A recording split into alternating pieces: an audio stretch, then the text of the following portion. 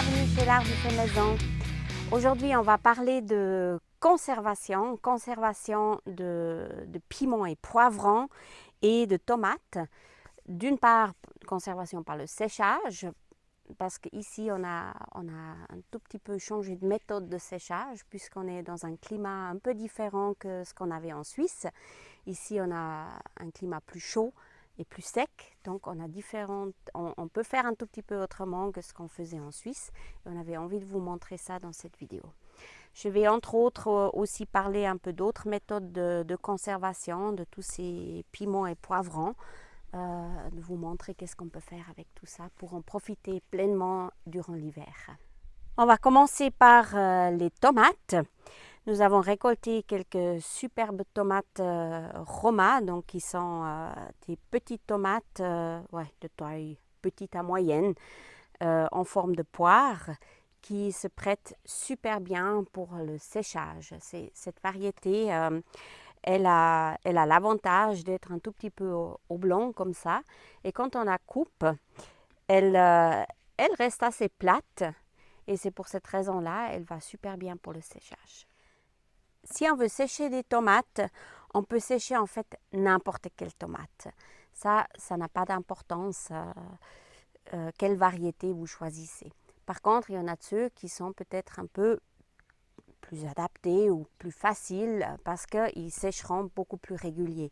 Cette tomate Roma, donc comme elle est oblongue et assez plate, elle va sécher beaucoup plus régulièrement qu'une tomate qui sera ronde, qui sera plus épais à certains endroits et va sécher moins régulièrement, prendra peut-être un peu plus de temps. En plus, elle a une chair qui est assez épaisse, donc les tomates avec la chair assez épaisse se prêtent peut-être aussi mieux. Elle a relativement peu de graines qu'on peut retirer ou laisser lors du séchage, c'est comme on préfère. Moi, en règle générale, je les laisse. Mais donc, comme elle a relativement peu de graines, elle se prête particulièrement bien au séchage. Il y a quelque temps, j'avais déjà fait une vidéo au sujet du séchage de tomates. On était à cette époque-là encore en Suisse et on avait peut-être moins la possibilité de pouvoir sécher les tomates au soleil. Je vous avais montré la méthode comment les sécher avec un séchoir ou au four. Ça, c'est avec la méthode séchage four à air chaud. Et ici au Portugal, on a la chance d'avoir un climat qui est plutôt sec et chaud, donc des températures supérieures à 30 degrés et un taux d'humidité inférieur à 60%, ce qui fait qu'on a de la chance de pouvoir sécher nos tomates au soleil.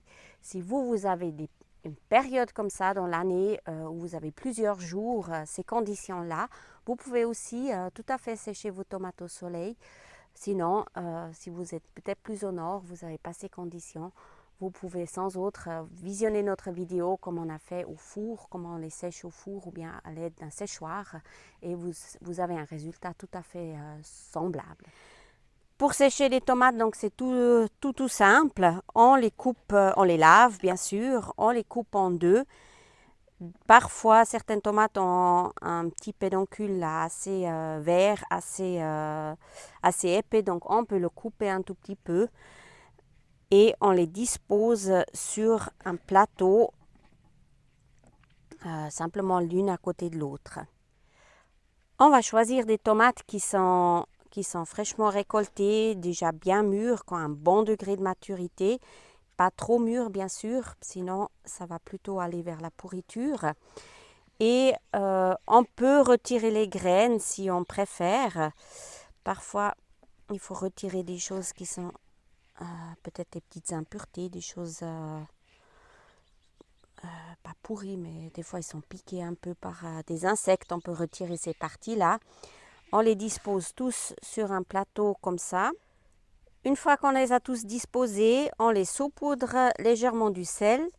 Le sel, c'est optionnel, c'est un conservateur, vous pouvez aussi faire sans sel. Moi, j'aime bien quand ils ont un tout petit peu un goût salé.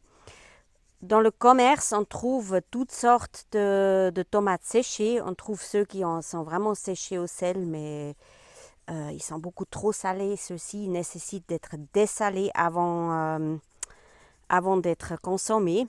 Si vous saupoudrez juste avec un tout petit peu de sel, c'est pas nécessaire de les dessaler, ça donnera juste aussi un petit goût et fait d'office de conservateur.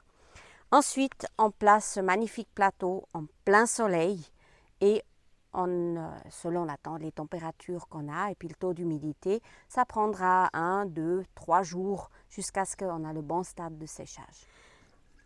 Le bon niveau de séchage, c'est quand ils sont un peu cartonneux.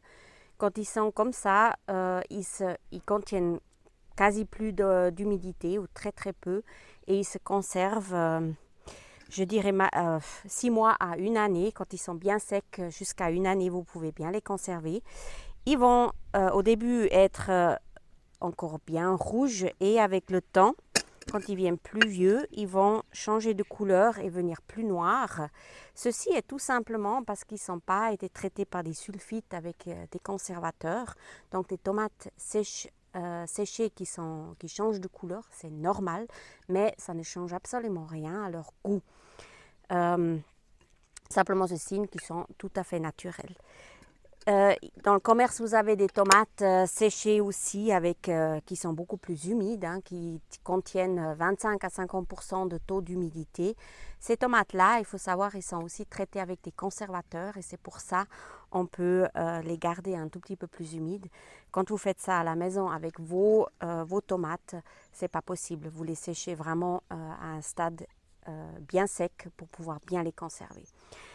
Ensuite, si vous voulez les utiliser pour faire des tapenades, pour faire des tomates marinées, etc., il suffit de les réhydrater un tout petit peu. Donc, vous les trempez dans l'eau, vous les réhydratez et vous les utilisez ensuite comme une tomate fraîche, entre guillemets, pour faire vos préparations.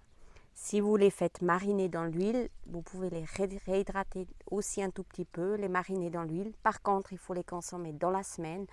À ce moment-là, ils ne se conservent plus dans le temps.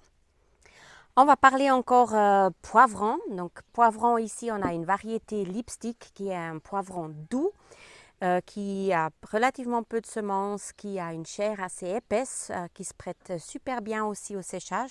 Vous pouvez utiliser n'importe quel autre poivron ou aussi piment, si vous souhaitez un peu du piquant.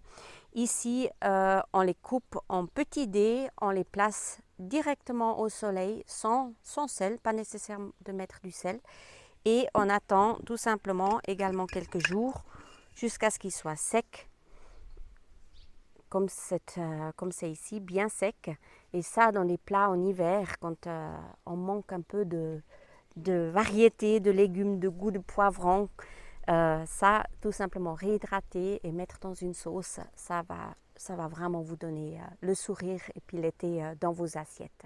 D'autres variétés de piments qu'on va conserver, alors on a une large variété, beaucoup de couleurs de jalapenos différentes qu'on va faire entre autres en super cowboy candy. Ça, vous allez voir la vidéo sur les cowboy candy que vous trouvez sur notre chaîne. C'est une recette succulente. Si vous aimez le aigre doux piquant, vous allez adorer cette recette-là.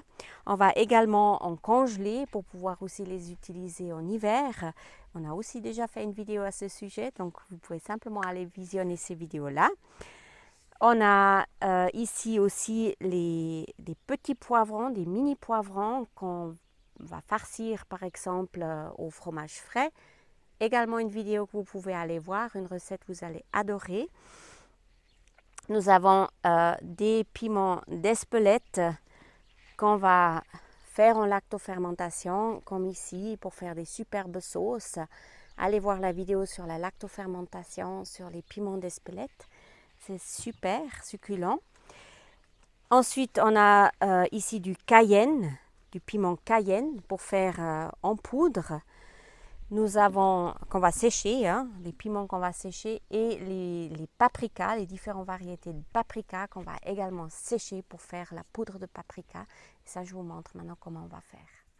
Tout ce qui est donc piment fort ou paprika qu'on aimerait réduire en poudre, on sèche de cette manière-là. On les pique tout simplement sur un fil à travers le pédoncule. On les suspend à l'ombre, à un endroit ventilé. et on laisse le temps faire son travail jusqu'à ce qu'ils sont vraiment bien sèches.